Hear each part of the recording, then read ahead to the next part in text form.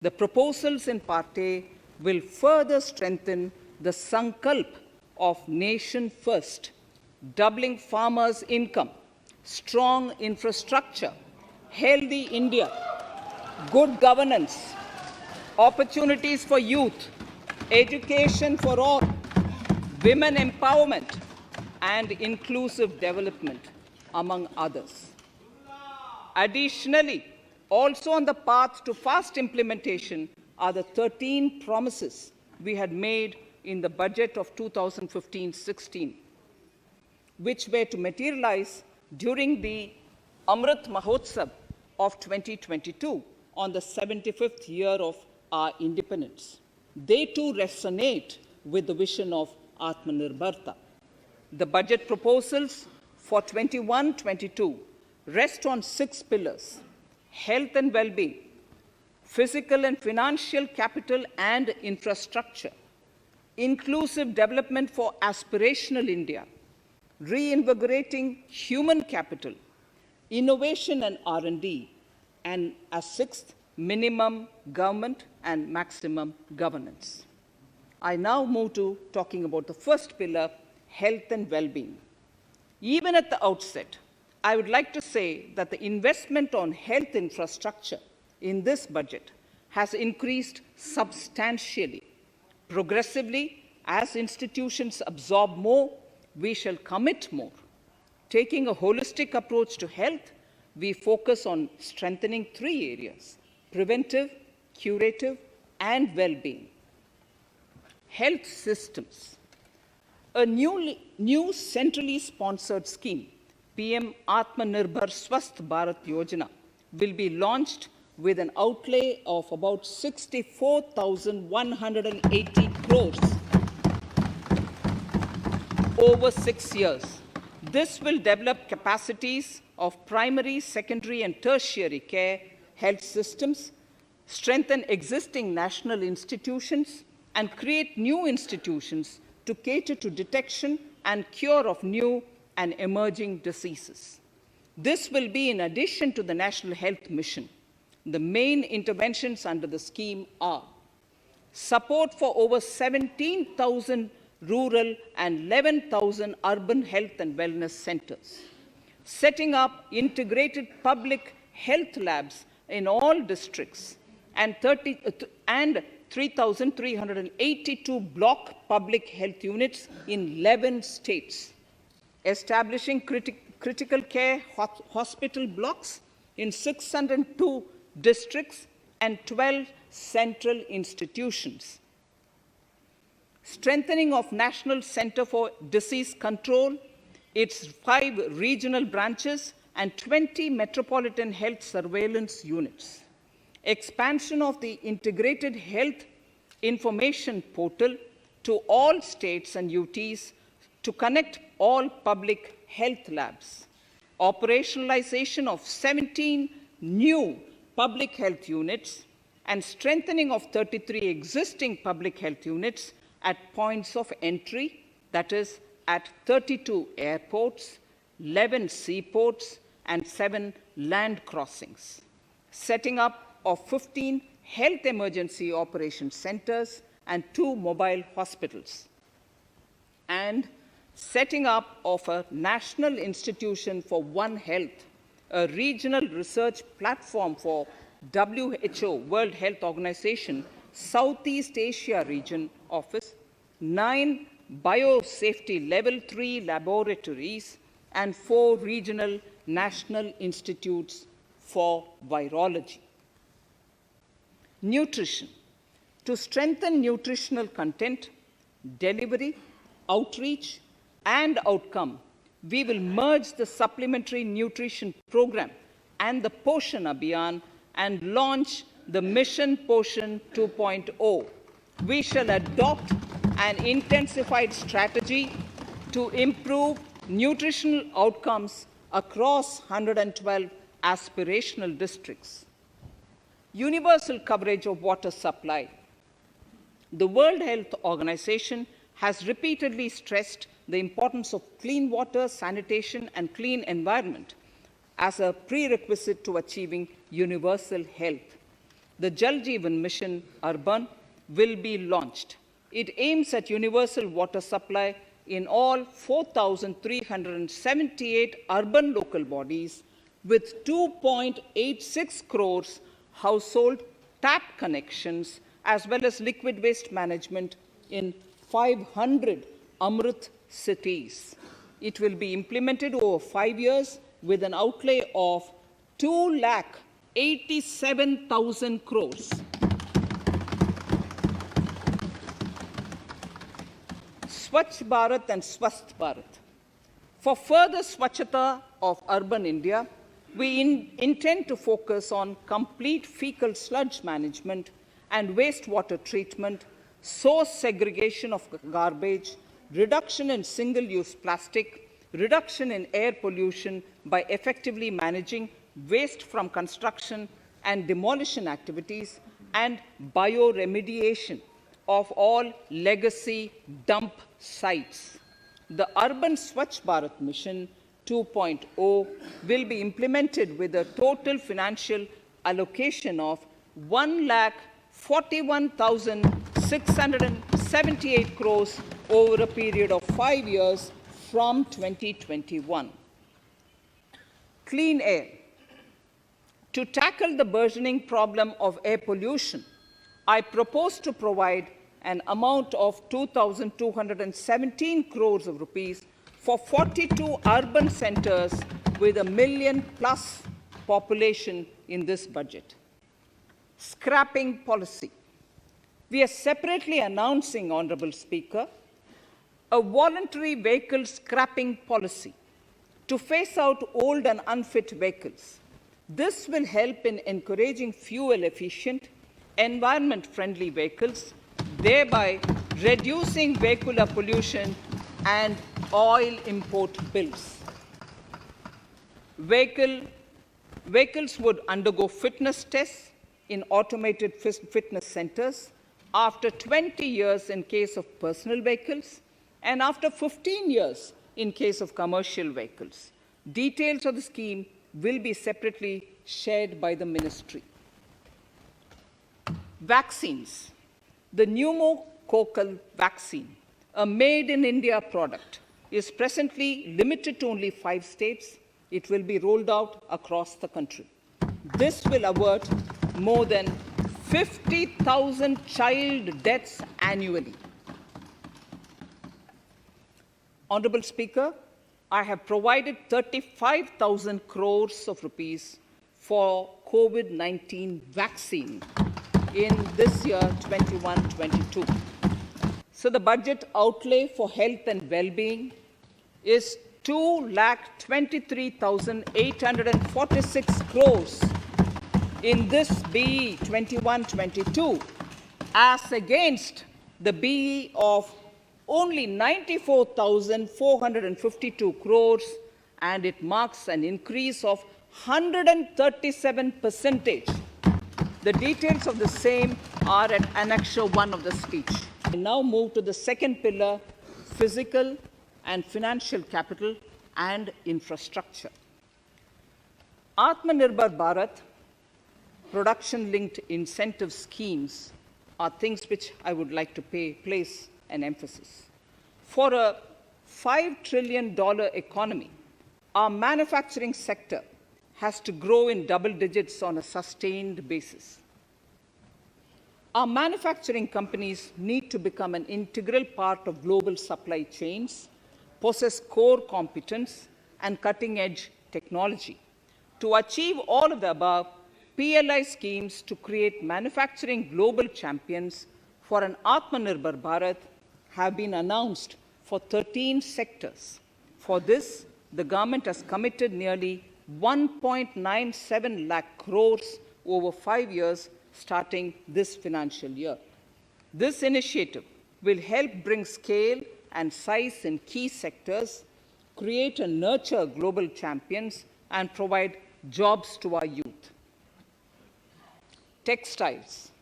To enable the textile industry to become globally competitive, attract large investments, and boost employment generation, a scheme of Mega Investment Textiles Park will be launched in addition to the PLI schemes. This will create world-class infrastructure with plug-and-play facilities to create global champions in exports. 7 textile parks will be established over 3 years. Infrastructure. The National Infrastructure Pipeline, which I announced in December 2019, is the first of its kind. Whole of government exercise ever undertaken by Government of India. The NIP was launched with 6,835 projects. The project pipeline has now expanded to 7,400 projects. Around 217 projects worth rupees 1.10 lakh crores under some key infrastructure ministries have been completed. The NIP is a specific target which this government is committed to achieving over the coming years. It will require major increase in funding from both the government and the financial sector. 5 operational roads with an estimated enterprise value of 5,000 crores of rupees are being transferred to the NHAI in WIT. Similarly, transmission assets of value 7,000 crores will be transferred to the PGCIL in WIT. Railways will monetize dedicated freight corridor assets for operations and maintenance after commissioning. Sharp increase in capital budget. In the BE 2020-21, we had provided for 4.12 lakh crores for capital expenditure. It was our effort that in spite of resource crunch, we should spend more on capital, and we are likely to end this year at around 4.39 lakh crores, which I have provided in the RE of 2020-2021. For 21-22, I propose a sharp increase in capital expenditure and thus have provided 5.54 lakh crores, which is 34.5% more than the BE of 2020-2021. Of this, I have kept a sum of more than 44,000 crores in the budget head of the Department of Economic Affairs to be provided for projects, programs, or departments that show good progress in capital expenditure and are in need of further funds. Over and above this expenditure, we would also be providing more than 2 lakh crores to states and autonomous bodies for their capital expenditure. Roads and highways infrastructure. More than 13,000 kilometer length of roads at a cost of 3.3 lakh crores has already been awarded under the 5.35 lakh crores Bharatmala Pariyojana project, of which 3,800 kilometers have been constructed. By March 2022, we would be awarding another 8,500 kilometers and complete an additional 11,000 kilometers of national highway corridors. To further augment road infrastructure, more economic corridors are also being planned. Some are 3,500 kilometers of national highway works in the state of Tamil Nadu at an investment of 1.03 lakh crores.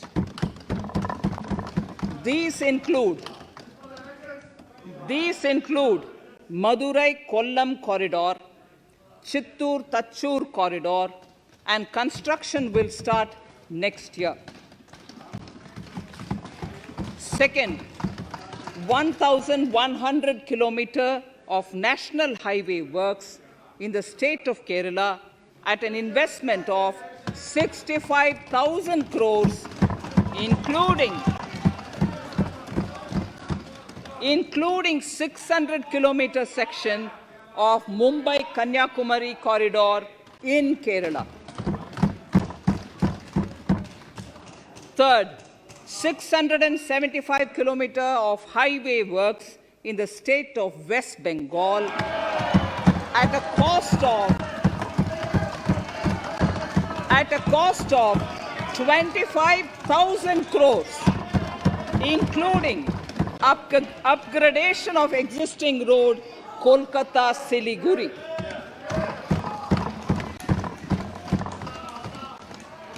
Highway works of around 19,000 crores are currently in progress in the state of Assam. Further works of more than 34,000 crores covering more than 1,300 kilometers of national highways will be undertaken in the state in the coming 3 years. I am also providing an enhanced outlay of 1,18,101 crores, 1,18,101 crores for Ministry of Road Transport and Highways, of which 1,08,230 crores is for capital, the highest ever provided. Railway infrastructure. Honorable Speaker, sir, Indian Railways have prepared a National Rail Plan for India 2030.